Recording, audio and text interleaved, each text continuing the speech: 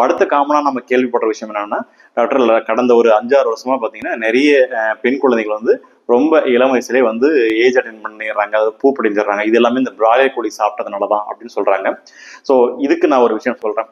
அது நம்ம நாட்டில் மட்டும் கிடையாது, நிறைய நாடுகளை சேர்ந்து ஒரு ரிசர்ச் பண்ணியிருக்காங்க. அதில் என்ன பார்த்துருக்காங்கன்னா, வெஜிடேரியன் வெர்சஸ் நான் வெஜிடேரியன். ஸோ இந்த 2 டயட்டில் இருக்கிற பெண் குழந்தைங்க எடுத்து கம்பேர் பண்ணும்போது, கடந்த ஒரு 10 வருஷத்துல எந்த ஒரு பெரிய ஏஜ் டிஃபரன்ஸும் கிடையாது.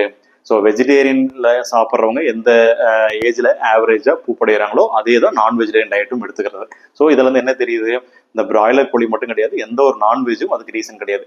அப்படி இருக்கும்போது ஏன் இது நடக்குது அப்படின்னு பார்த்தீங்கன்னா, கடந்த ஒரு 15-20 வருஷமா நம்ம குழந்தைங்கள்ல இருக்கிற அந்த டயட் சேஞ்சஸ் அண்ட் பிசிக்கல் ஆக்டிவிட்டியில் இருக்கிற மாற்றங்கள். ஸோ நிறைய ஜங்க் ஃபுட்ஸ் எடுத்துக்கிறாங்க.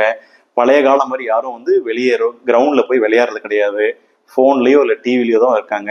ஸோ இதனால என்ன ஆகுதுன்னா, ரொம்ப இளம் வயசுலேயே வந்து அந்த ஃபேட் வந்து கொழுப்பு சத்து நிறைய வந்து அவங்க உடம்புல உருவாகுது. ஸோ கொழுப்பு சத்து உருவாகும் போது என்ன ஆகும் அப்படின்னா, அந்த ஸ்டீராய்ட்ஸ் ப்ளஸ் வந்து அதே போல் அவங்களுக்கு தேவையான அந்த ஈஸ்ட்ரோஜன் ப்ரொஜெஸ்டரோன் போன்ற ஹார்மோன்கள் அதிக அளவில் அவங்களுக்கு வந்து ரொம்ப ஏர்லியராகவே வந்து சுரக்க ஆரம்பிக்குது.